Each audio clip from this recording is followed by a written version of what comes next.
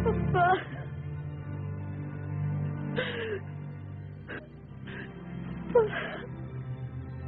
Masyado niyang dinamdam na hindi niyo pakikita. Lagi kang inaalala at tinatanong. Naupo siyang parang kandila. Ginawa lahat ng doktor o kanyang makakaya upang manumbalik ang kanyang sigla.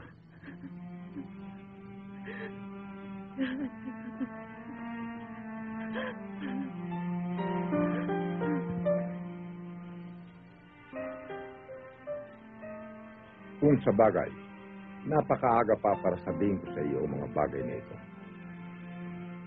Pero iha, meron tayong kasabihan na ang tao, kapag nasa kabilang buhay na, ay hindi natatahimik hanggat hindi nasusunod ang huli niyang kagustuhan. Kaya, Georgia, para malimutan na natin itong malungkot na pangyayari, dapat magpasya ka para mabawasan na yung pananagutan.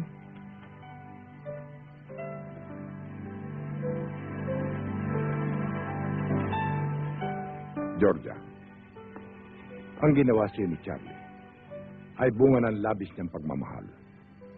Patawarin mo siya, Georgia. At sa palagay ko, yan din ang gugustuhin ng papa mo kung siya nabubuhay pa.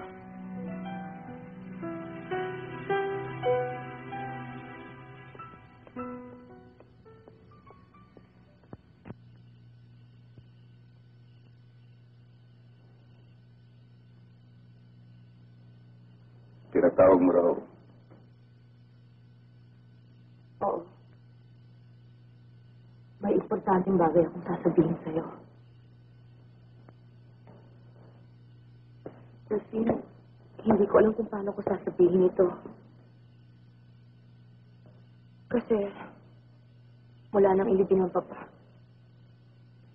marami ng bagay ang sumagi sa aking isip na maaaring magpabago ng takbo ng aking buhay. Nakapag-desisyon na ako.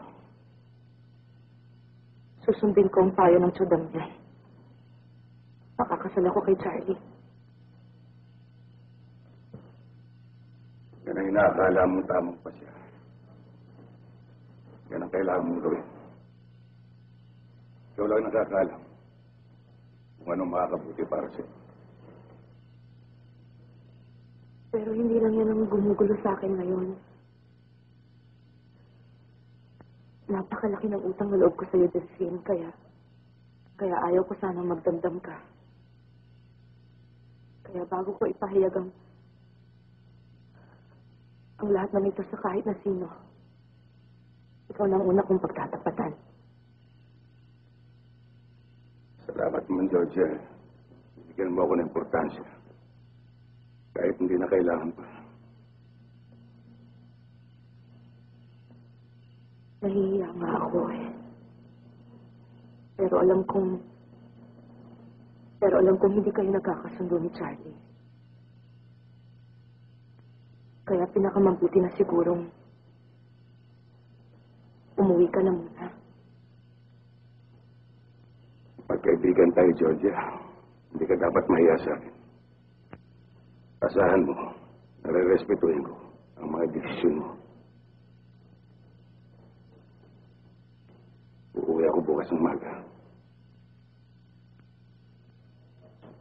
Delphine?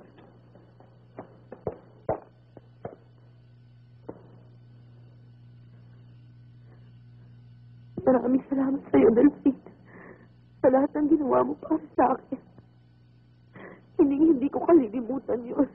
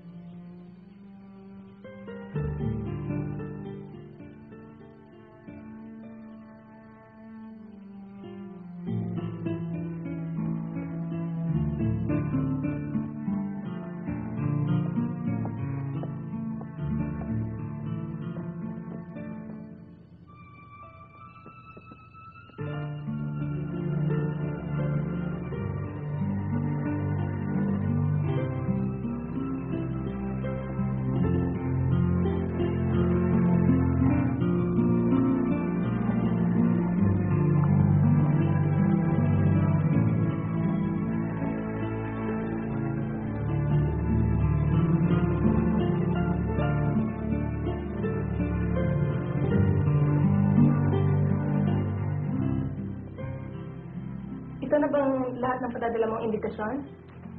Oo. Eh, ang dami pa nito ah. Sigurado nga na wala ka na imbitahin. Wala na.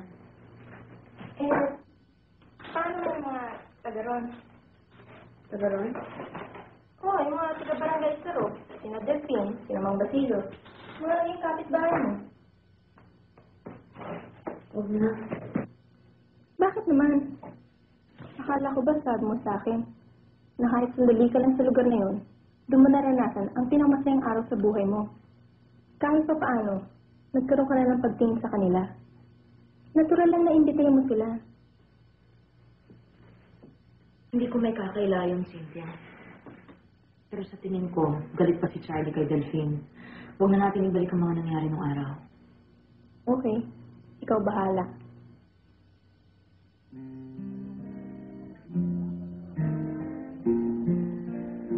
Pabira naman niya si Gloria, oo.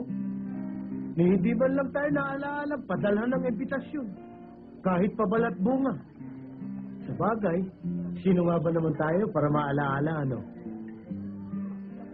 Masyado ka namang madrama, Basilio. Mabuti na ngayon nangyari yun. Hindi tayo mag-aagilap ng masusuot. Sus, Ginoo. Kailangan pa ba natin magbihis ng mag-ara? Simple lang, pwede na yun. Total, manunood lang tayo. Ano? Pupunta pa tayo ng probinsya para manood lang? Oo! Ang ibig ko sabihin, Delphine, gusto ko namang makita kung maligaya siya sa araw ng kasal niya. Ano kaya sa palagay mo, Delphine?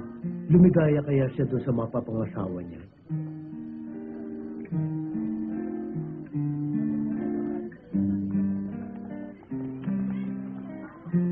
Si attorney. Sino attorney? Teka, Aba, sino kaya yun? attorney, napasyal kayo. Hindi naman pala mahirap hanapin itong lugar mo, Delphine, ha? Oo. Tuloy ho kayo.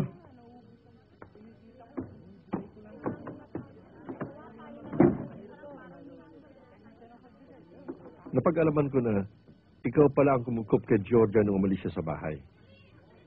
Kaya nasisiguro ko na may pagmamalasakit ka sa kanya. Dito mga huling araw, bago namatay si Don Dionisio, may nararamdaman akong hindi tama sa bahay ng mga Saragosa.